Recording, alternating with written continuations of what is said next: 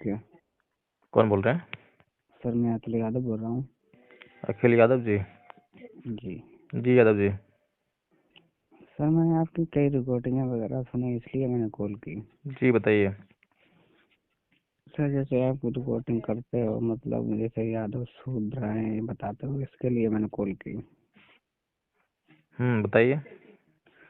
तो मतलब ऐसा क्या आप मानते हो या नहीं मानते, मतलब जो यादव को शूद्र बताते हो ना, इसलिए। आप क्या मानते हो? मैं तो क्षत्रिय मानता हूँ अपने को। मेरे जो ऑडियो सुने हैं उसमें कुछ सुना ही नहीं आपने? जी बिल्कुल सुना मैंने। तो उसमें क्या निकल के आया? उसमें तो मतलब बहुत कुछ समझ में आता है, बहुत कुछ नहीं समझ में आता है। समझ में क्या आता है? समझ में ये आता है, जैसे आप बाबा साहब की बात बताते हो, जो हम्म। मतलब बराबर संविधान मिला, बराबर हक मिले। हम्म। यहाँ तक तो मेरे बात समझ में आती है, अच्छी बात है भाई, बराबर हर इंसान को मिले। बराबरी क्या होती है? बराबरी ये होते मतलब जैसे समाज में समानता। समानता आप की जरूरत किस लिए होती है? भाई, हक तो सभी का बराबर होना चाहिए। समानता नहीं, मतलब बराबर सभी क्यों होना चाहिए मैं पूछ रहा हूँ ना। समानता का बराबर। हक जो है होना चाहिए, सबका बराबर जो है क्यों होना चाहिए? वो इसलिए मतलब सभी एक एक समान रहे, मतलब कोई नीचा बड़ा मतलब अपने आप को अच्छा एक बात क्षत्रिय। आओ मुझे।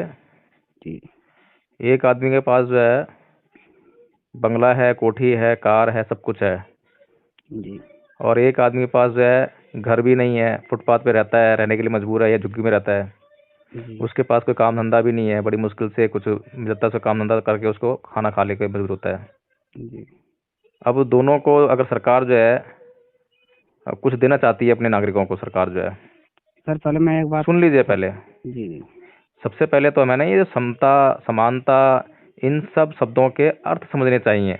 जी क्योंकि हम लोग जो है इन शब्दों के अर्थ नहीं समझते हैं, उनकी व्यवहारिकता को नहीं समझते हैं, उनका इम्प्लीमेंटेशन नहीं समझते हैं। इसलिए सिर्फ जो हमारे मन में किसी ने बैठा दिया है उसी बात के तहत, उसी अवधारणा के तहत ही हम बात करते हैं। जी जैसे कि गवर्नमेंट जो है अपने नागरिकों को कुछ बांटना चाहती है, मान लीजिए पेंशन देना चाहती है। जी तो यहाँ समानता का अधिकार अगर लागू हो तो सभी जो नागरिक हैं सरकार के, उन सभी को वो जो है समान रूप से पेंशन देनी चाहिए उसको। जी लेकिन जिसके पास जो है बंगला है, गाड़ी है, उद्योग है, सब कुछ है, उसको भी वो 1,000 रुपये पेंशन दे रही है। और जी जिसके पास कुछ भी नहीं है उसको भी 1,000 रुपये पेंशन दे रही है। तो ये जो समानता हुई ना, ये जी जी तो ये समानता क्या व्यवहारिक है? जी मैं ये पूछ रहा हूँ कि ये समानता सही है? वो तो बात आपकी सही है, मतलब जो पैसा में है सब में, जो नहीं है उसे भी मिलता है, जो है उसे भी मिलता है। देखो, ये समानता है जो मैंने बताई है, ठीक है ना, कि जी सरकार जो है अपने दोनों नागरिकों को, एक गरीब है और एक, यार, एक गरीब है और एक अमीर है, दोनों को जो है वो 1,000 रुपये दे रही है, ठीक है। जी ये जी समानता है। और एक होती है समता, जी यानी कि जिस नागरिक के पास उद्योग है, काम धंधा है, कार है, सब कुछ है, उससे गवर्नमेंट को टैक्स लेना चाहिए। जी और उस टैक्स से जो है उस गरीब को जो है रोजगार देना चाहिए, ताकि वो अपने रोजगार के तहत जो है अपना घर बना ले, वो भी एक गाड़ी खरीद ले, वो भी अपना जीवन जो खुशहाल कर ले। इसे समता कहते हैं। जी समझ में आ गई बात? पहले मैं चाहता हूँ, जैसे सर आप रिकॉर्डिंग डालते हो, हाँ, रिकॉर्डिंग तो मैं डाल रहा हूँ।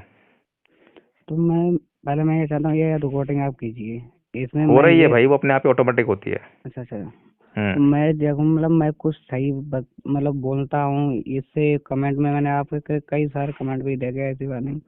तो मैं चाहता हूँ, मतलब मैंने कुछ गलत बोला या सही बोला, तो इससे हो सकता है मुझे कुछ सीखने को मिला या बिल्कुल हमें बिल्कुल। उनसे देखो सीखने को मिले। अखिल यादव जी, जी आपके बात करने का तरीका बहुत अच्छा है। जी और आपके बात करने में मुझे ये समझ में आ रहा है कि आप कुछ समझना चाहते हैं, जी जी ठीक है ना। तो ये सबसे अच्छी बात है। मैं भी जो है जब बात करता हूँ तो मैं भी लोगों को समझना चाहता हूँ, जी उनको जानना चाहता हूँ। मेरी ये नहीं होती कि मैं उनको बताऊँ, जी जी क्योंकि बताने के लिए तो बहुत विद्वान होना बहुत जरूरी है, सबसे ज़्यादा बड़ा विद्वान होना जरूरी है ना। जी जी तो हम लोग जो है आपस में जब डिस्कशन करते हैं तो हम एक दूसरे को जानने का प्रयास करते हैं। जी और जब हम एक दूसरे को जानने का प्रयास करते हैं तो हम एक दूसरे को समझकर जो है एक दूसरे की दुख तकलीफ को समझते हैं। जी जी और जब हम एक दूसरे की दुख तकलीफ को महसूस करते हैं, उसको समझ जाते हैं, तो फिर हमारे गिले शिकवे नहीं रहते, फिर हम एक दूसरे की दुख और तकलीफ को दूर करने में लग जाते हैं, जी ठीक है ना। तो अब आपको जो समझ में आया था समानता समझ में आई थी। जैसे सर अब मेरी एक बात ये नहीं समझ में आती, हम्म जैसे रामायण है, महाभारत है, ये सब, या सर आप काल्पनिक कथा बताते हो, फिर भगवान बुद्ध को क्यों मतलब सच बताते हो? हाँ, ये जो तुम्हारा प्रश्न जो है ये बिल्कुल ठीक है। जी अब देखो, सर, जबकि भगवान बुद्ध विष्णु के अब 9वें अवतार बताए जाते हैं।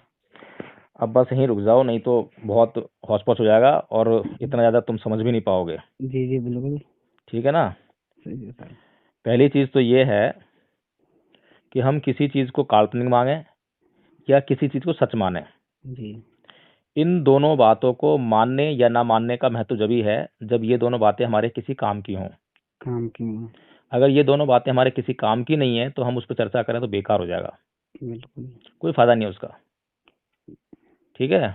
जी जी तो जो हम राम को जो है हमने कहा काल्पनिक, जी तो हमने क्यों कहा काल्पनिक, या हम जो है राम के चरित्र से जो है हम, क्योंकि जो हमारे महान पुरुष होते हैं जिनको हम महान पुरुष मानते हैं, जी तो जी हम उनको महान पुरुष इसलिए मानते हैं कि हम उनके चरित्र से कुछ सीख सकें।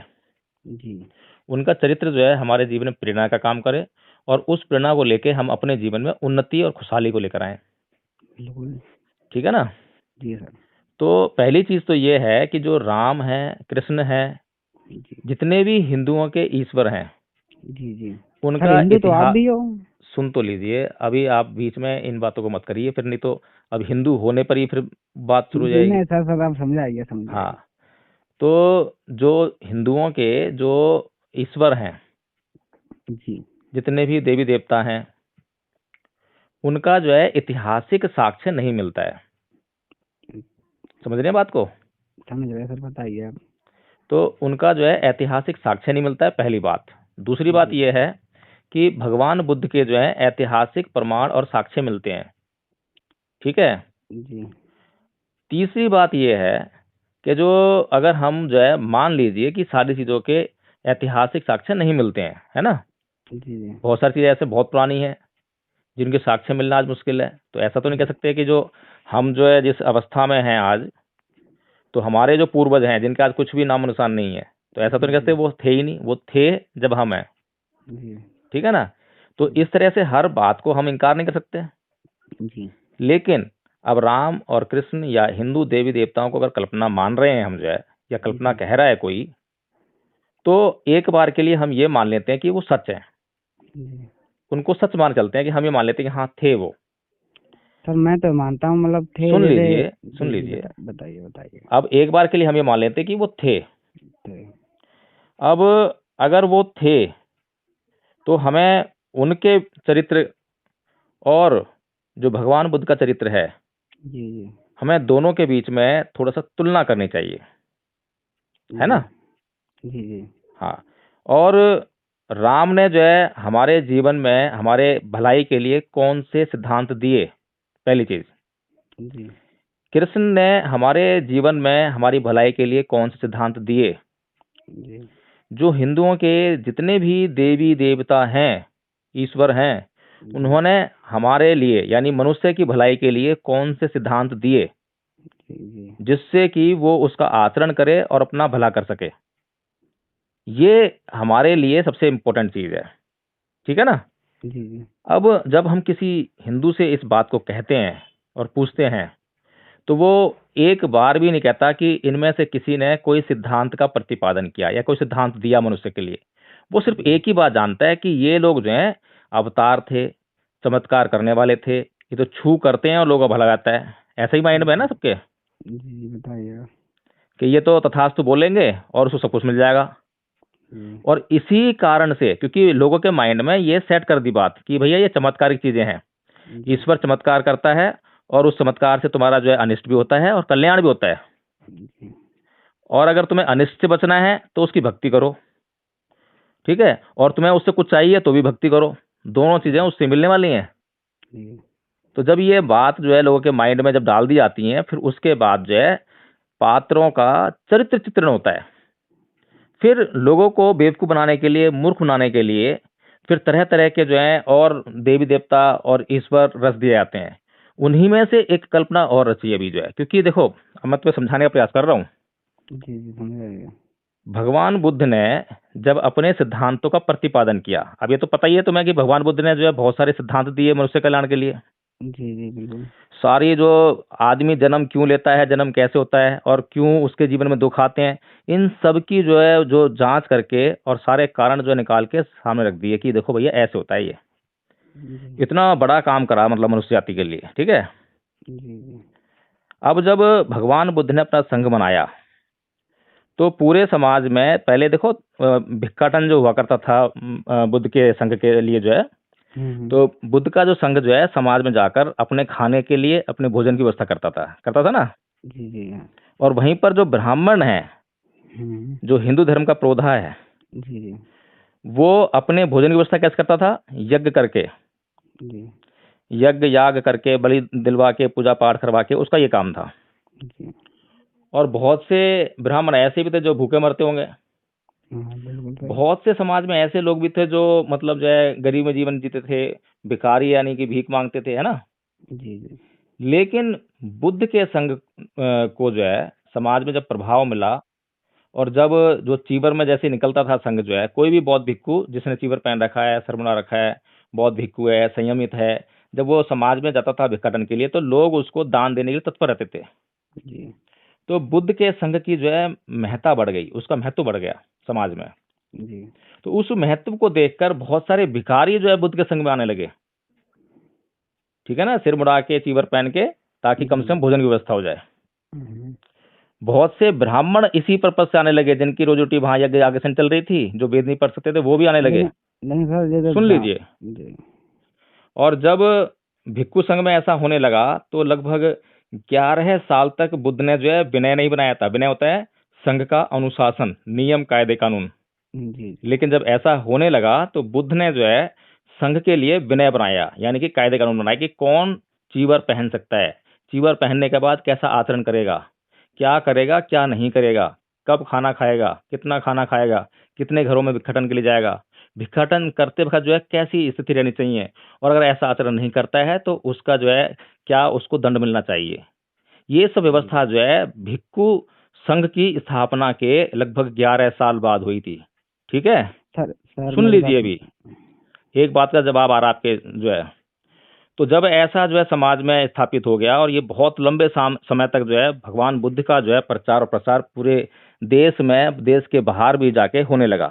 तो जी जब बुद्ध का प्रचार प्रसार इतने लंबे समय और इतने लंबे स्थानों तक होने लगा, तो जो ब्राह्मण है, जो बड़ा खुरापाती है, हम्म। उसने जो है फिर योजना बनाई कि अब बुद्ध को ही क्यों ना हम जो है ये जो ब्राह्मणी व्यवस्था है इसमें शामिल कर लें। जी इसलिए जो है अभी ये ज्यादा दिन की बात नहीं है, ये आजकल की बात है। ओ माई गॉड फिल्म देखिए ना, तो कौन सी सर?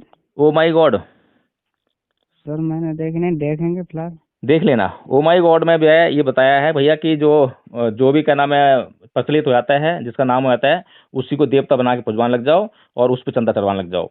तो बुद्ध को जो है 11वां 12वां 9वां जो भी है अवतार इन लोगों ने घोषित करने का प्रयास किया, ठीक है। अच्छा जी अब हम मान लेते हैं, चलो हम तो ये नहीं, अब इनकार नहीं करते सीधे सीधे, क्योंकि हम तो जांच करने वाले लोग हैं। जी जी और तुम्हें भी हम ये कहते हैं भाई, तुमने मेरे कई वीडियो ऑडियो सुने होंगे हाँ जिसमें मैं ये कहता हूँ भाई मेरी बात मत मानना, जांच कर लेना, जी ठीक है। तो जब हम जो है ये सुनते हैं कि भैया बुद्ध जो है विष्णु का अवतार थे, जी तो हम फिर जांच करने लगते हैं। जी और जब जांच करते हैं तो हम देखते हैं कि भाई हिंदुओं के किसी भी मंदिर में बुद्ध की कोई मूर्ति नहीं है, जी किसी भी बिल्कुल हिंदू के घर में बुद्ध की पूजा नहीं होती है, किसी भी हिंदू के घर में बुद्ध की तस्वीरें या मूर्ति नहीं मिलती हैं, ठीक है। जी तो इसका मतलब ये है कि ब्राह्मण अब ये चाहता है, क्योंकि ब्राह्मण की तो दुकान सजाने के लिए ईश्वर चाहिए, देवता चाहिए, जिनके जिनके जी नाम पे जो है ब्राह्मण मंदिर में बैठ जाए पुजारी बन के, और वो जो जी लोग आएं और वहां पे भगवान को दान चढ़ाएं, भगवान को फल चढ़ाएं, भगवान को चीजें चढ़ाएं, और वो चीजें भगवान तो खाता नहीं है, ना पैसे लेता सर भगवान, तो वो सारी सर चीजें कौन लेता है? पुजारी लेता है वो जो है। जी तो सर उसको मैं जो है मंदिर में लोगों का आना बहुत जरूरी है। सर मैं 2 मिनट बात हूँ। सुन लो, अभी मंदिर में लोग आएंगे तो उसको ये सब मिलेगा, ये ब्राह्मण के लिए है, तुम्हारे लिए तो नहीं है। जी ब्राह्मण के अलावा क्षत्रिय हैं इस देश में, है ना। जी बिल्कुल हिंदुओं में जो है क्षत्रिय हैं, वैश्य हैं, फिर शूद्र भी हैं, है ना। जी जी तो जो हिंदू व्यवस्था के बाकी के जो अंग हैं, बाकी के अंगों को मानसिक गुलाम बनाना ब्राह्मण के लिए बहुत जरूरी है। जी और वो किसी को तो किसी के कंधे पे रख के चलाता है बंदूक, जी यानी कि किसी का तो धमक दिखाता है। तो राजा को अपने फेवर में लेगा पहले, क्षत्रियों जी को। जी क्षत्रियों को थोड़ा सा गौरव दिखाएगा, तुम्हारा तो इतना ऊंचा सीना है, तुम्हारा तो इतनी मूछी, मतलब ऊंची अच्छी मूछें हैं, है ना। जी जी और तुम्हारा सीना चौड़ा है, तुम तो क्षत्रिय हो। अब वो क्षत्रिय साहब जो है फूल के हो गए कुप्पा, है नहीं। जी अब वो लगेंगे क्या नाम है, वो ब्राह्मण जी की सेवा करने में। जी अब जब वो सर अब ब्राह्मण जी की सेवा करेंगे तो क्या होगा, फिर जाके लोगों को बोलेंगे कि ऐसा है, ब्राह्मण देवता विराजमान है वहां पे। हाँ सर, ब्राह्मण ब्राह्मण मैं सर दोनों ही अरे बात भैया हूँ। तुम नहीं मानते हो, लेकिन समर्थन तो अभी तुम्हारे माइंड में उसी का है। तुम ये सर न किन प्रकार ये न जो है, जब अपने आप को जब जब तुम क्षत्रिय बोलोगे ना, जी तब तब तुम उस ब्राह्मणी व्यवस्था के हिस्सा हो, क्योंकि ब्राह्मण ने बताया तुम्हारे को ये कि तुम क्षत्रिय हो। तुम्हें तो ना पता है। तुम तो जब पैदा हुए, तुम्हारे पिताजी अगर तुम्हें कहीं शूद्र के यहाँ छुड़ाते, कहीं जी कृष्ण के यहाँ छुड़ाते, तुम्हें मालूम पड़ रहा था कि तुम क्षत्रिय हो। सर, वो तो तुम्हें तो सर मैं बताने वाला ही वो ब्राह्मण है, हैं? जी तुम्हें ये ब्राह्मण ने बताया ना सबको। भाई देखो मैं बताऊं तुम्हें, सबसे पहले मैं तुम्हें एक मोटी सी कहानी सुनाता हूँ। आप समझदार लग रहे हो सकता है समझ जाओ आप जो है। जब ब्राह्मण ने ये लोगों को बताया होगा, भाई देख ऐसा है, मैं ब्राह्मण हूँ सबसे ऊंचा, मैं ब्रह्मा के मुख से पैदा हुआ हूँ, ठीक है। जी और तू है भाई क्षत्रिय, तू जो है ब्रह्मा जी के बाहू से पैदा हुआ है, ठीक है। जी फिर उसको बोला होगा, भाई तू है वैश्य, तू जो है ब्रह्मा जी के उधर से पैदा हुआ है, पेट से पैदा हुआ है, ठीक है। और भाई तू है शूद्र, और तू जो है ब्रह्मा जी के पैरों से पैदा हुआ है। जी अब ये क्षत्रिय भी ठीक क्या सोच रहा होगा, चल यार कम से कम ब्राह्मण ब्राह्मण जी के नीचे तो हूं मैं, कम से कम इनके जी तो ऊपर हूँ, है ना।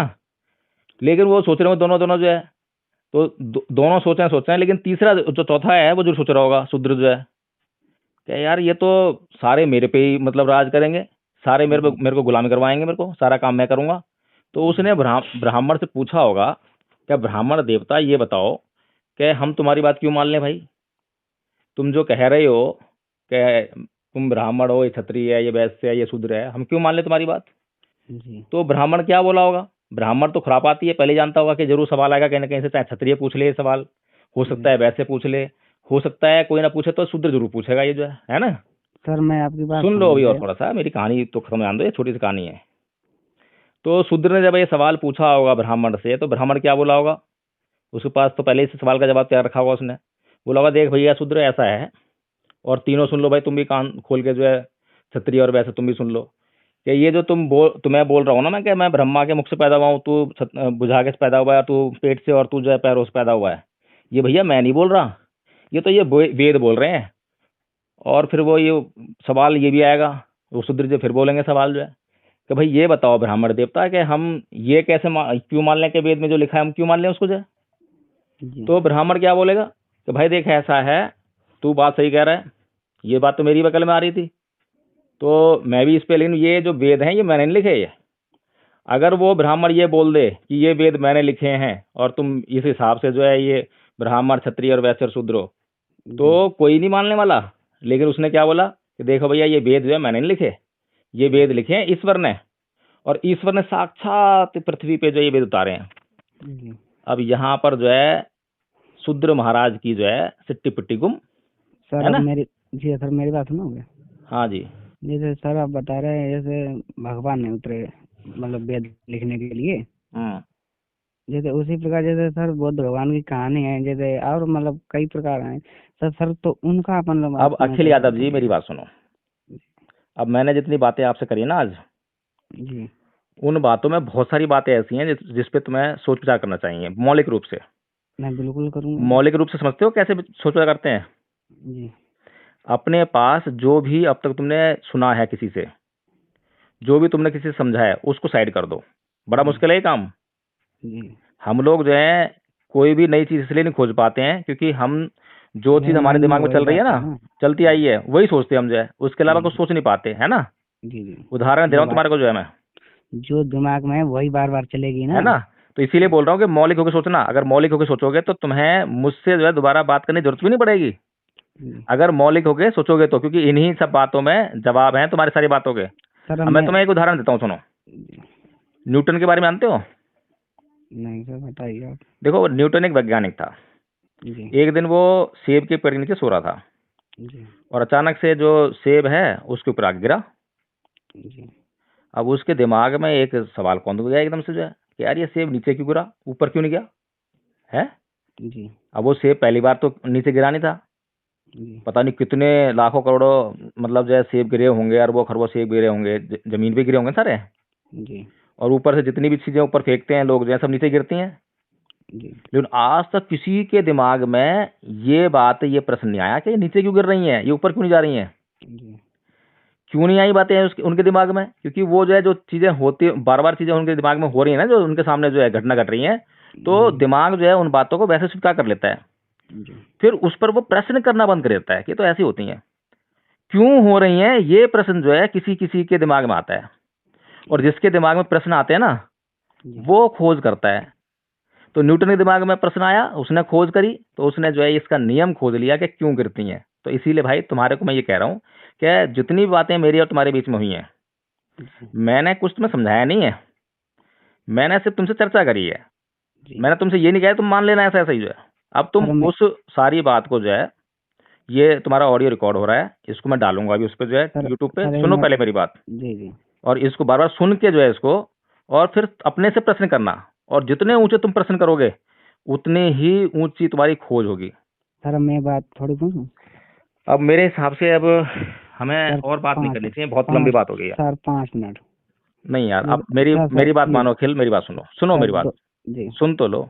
तुम बेशक कल कर लेना, मैं जो है कल इसी टाइम कर लेना, कोई दिक्कत नहीं, ठीक है ना। मैं और ये जो भी तुम कहना चाहते हो उसको नोट कर लो, आज बहुत लंबा हो गया वीडियो। ठीक सर है, कल और लोगों को करूँगा। परेशानी होगी। जी सर। ठीक है। ओके, जय भीम। ओके।